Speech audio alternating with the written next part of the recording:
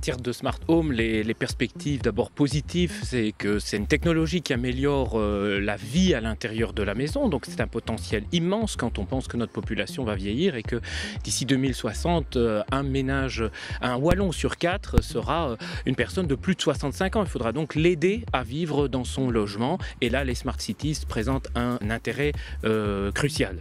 Alors c'est aussi un intérêt bien sûr économique, puisque ça crée une activité nouvelle, des services nouveaux dans une économie qui est essentiellement marquée par les services. Donc le potentiel est très important. Du côté des perspectives négatives, selon moi, c'est de travailler impérativement l'appropriation par les ménages de ces technologies qui facilitent la vie à l'intérieur de la maison, encore une fois. La deuxième petite limite, c'est de tenir compte du point de départ. Et ce point de départ, c'est qu'il y a encore des équipements électriques de base qui sont manquants dans le parc wallon. Alors si on veut que ça concerne effectivement un maximum de ménages, il va falloir aussi penser aux conditions économiques, à la situation économique et sociale des ménages. Et là, il y a toute une partie de la population qui ne peut pas décrocher de ces nouvelles technologies. Donc le coût est très important de ces investissements en smart technologies.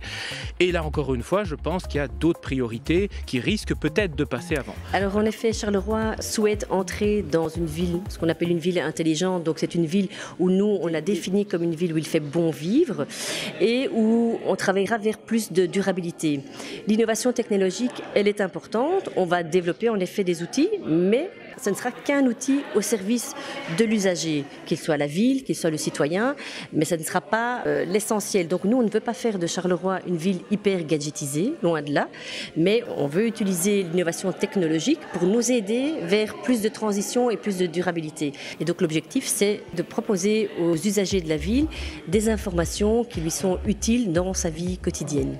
Alors quand nous parlons d'une Smart City, il est important de prendre en compte 3 différents facteurs. Donc nous avons déjà les facteurs institutionnels qui sont en lien avec la gouvernance, les facteurs humains et aussi les facteurs d'ordre technologique. L'ensemble de ces 3 facteurs ont pour finalité de renforcer la durabilité des villes, c'est-à-dire de renforcer le développement économique, le développement social et aussi le développement dans tout ce qui est environnemental.